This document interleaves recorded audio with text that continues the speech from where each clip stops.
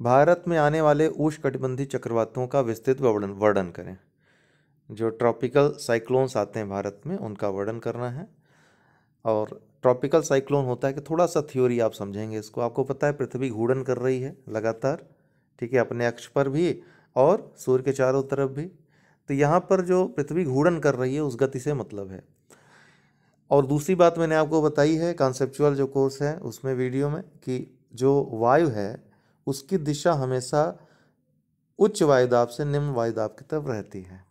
जहाँ गर्मी ज़्यादा रहती वहाँ पर वायु गर्म हो जाती है, और गर्मी कारण जो गर्म वायु होती है वो हल्की होती है।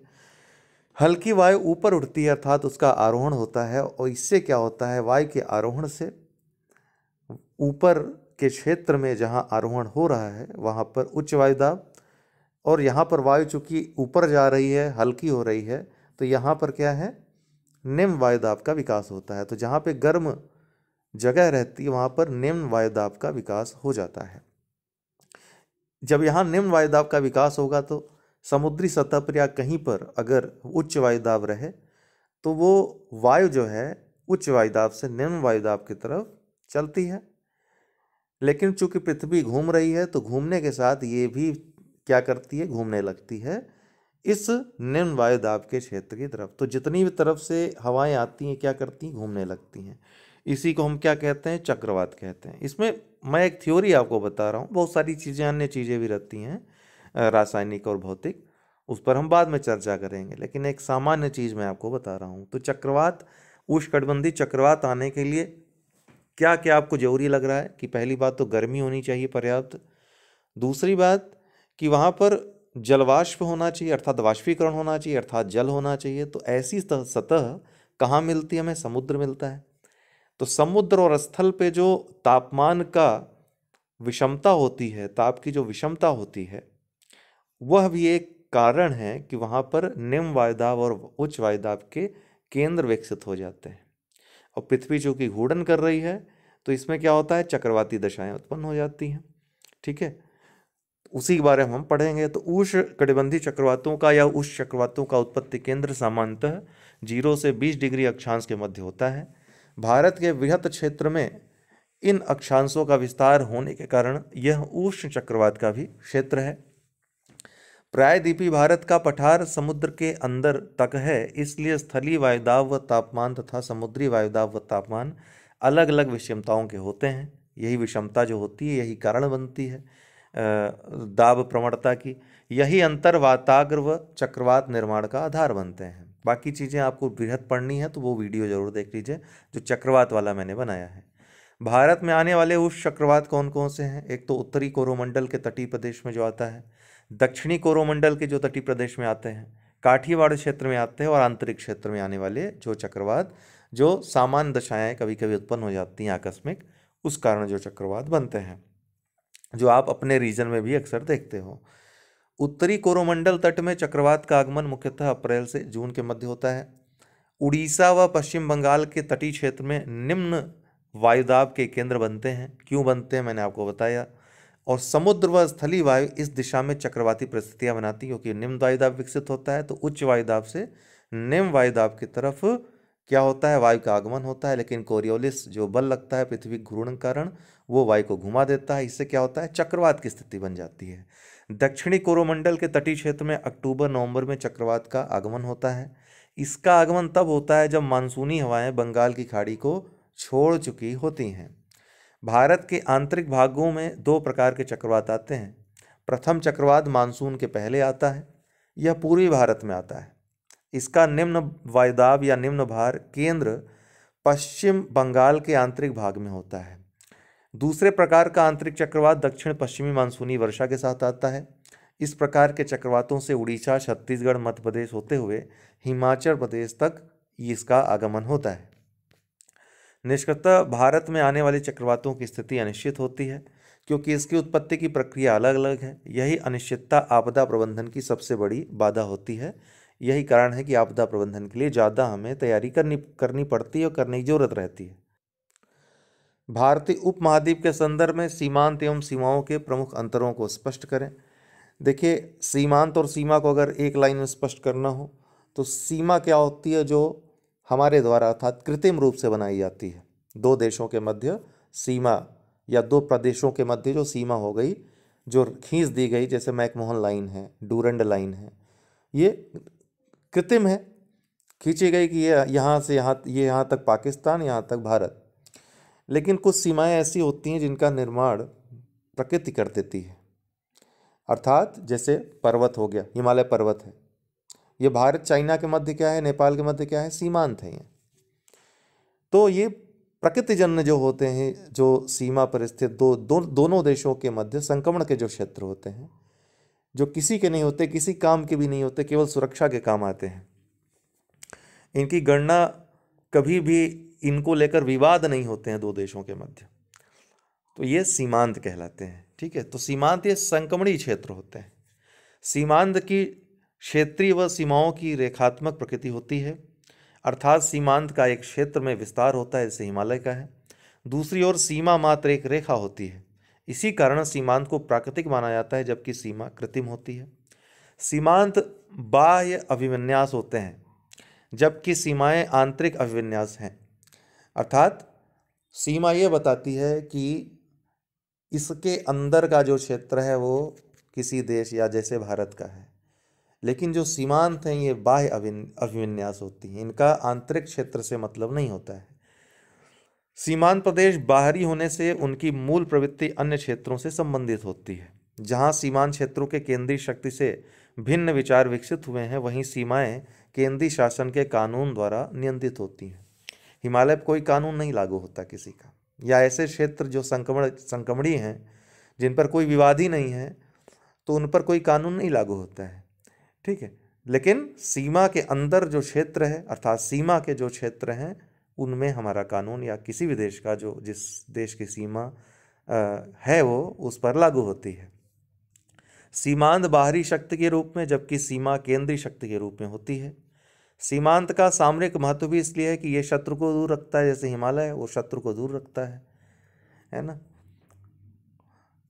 कहीं कोई पहाड़ी है, उसके बाद कोई देश है, तो पहाड़ी उसके लिए रक्षा प्राचीर के रूप में काम करती है। जबकि या कोई नदी है, जबकि सीमा के निश्चित होने पर केवल बाहरी लोग ही नहीं, अपितु राज्य के निवासी व प्राकृतिक संसाधन भी इसमें शामिल हो जाते हैं। सीमांत एक संयुक्त तत्व के रूप में, अर्थात जिस जिस देश में उसका विस्तार है संयुक्त रूप से है तथा सीमा विच्छेदक के रूप में होती है, अर्थात वो बांट देती है। सीमांत एक क्षेत्र तथा दूसरे क्षेत्र में आदान प्रदान होता रहता है, अर्थात वो एक दो देशों को जोड़ते हैं, जबकि सीमा दो देशों को या दो राज्यों को अलग करती है, अलग करने के अर्थ में प्रयुक्त होती है।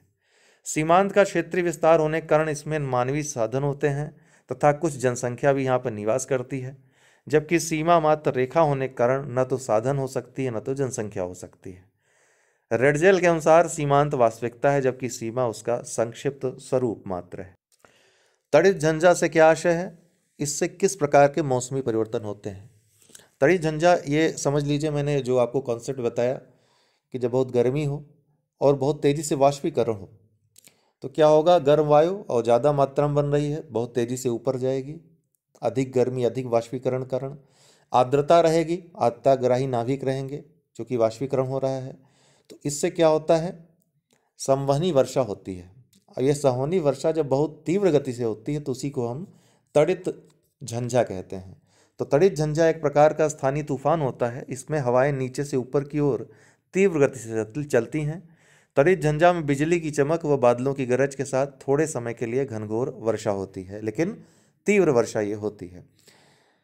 तड़ित झंझा की मुख्यतः 3 अवस्थाएं होती हैं। पहली, जब गर्म वायु ऊपर की ओर तेजी से जाती है, तेजी से वाष्पीकरण कारण और बहुत ज़्यादा गर्मी के कारण। द्वितीय अवस्था, हवा का ऊपर व नीचे दोनों अवस्था में प्रवाह होता है। ऐसा क्यों होता है, जैसे वायु है गर्म होकर ऊपर उठी, यहाँ पर उच्च वायुदाब विकसित हो गया, ठीक है, यहाँ पर लो प्रेशर, निम्न वायुदाब विकसित हो गया।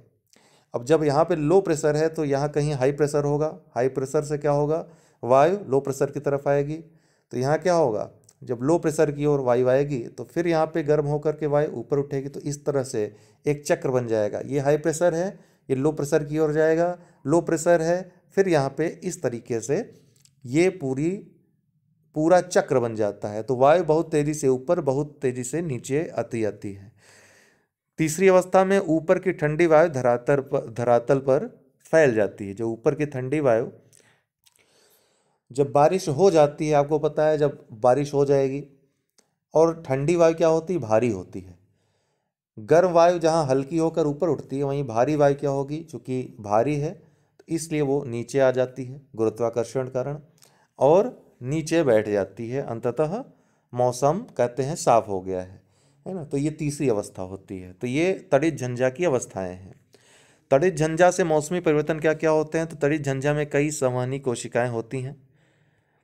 प्रत्येक कोशिका के केंद्र में अधिकतम वर्षा होती है, जबकि किनारे की ओर कम वर्षा होती है।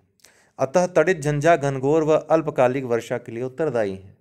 तड़ित झंझा से प्रायः ओला नहीं पड़ता, किंतु जब संघनन हिमांक के नीचे होता है तो किसी किसी कोशिका में ओले बनने लगते हैं।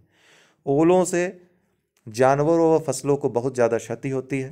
तड़ित झंझा की प्रौढ़ावस्था में बड़ी बड़ी जल की बूंदों के टूटने के कारण बिजली चमकती है। तड़ित झंझा के साथ बिजली चमकना एक सामान्य परिघटना होती है। तड़ित झंझा में इसीलिए जब झंझा बहुत तेजी बारिश होती है इस कारण से, तो बिजली अक्सर गिरती है, उस कारण कई मौतें भी आप देखते हैं होती है। तड़ित झंझा में बिजली चमकना व मेघ गर्जन एक दूसरे से संबंधित हैं। बिजली के चमकने से तापमान अचानक बढ़ जाता है और वायु की तीव्रता फैलने से मेघ का गर्जन होता है। निष्कर्षतः तड़ित झंझा अल्पकालिक रूप में मौसम में परिवर्तन के लिए उत्तरदायी होते हैं।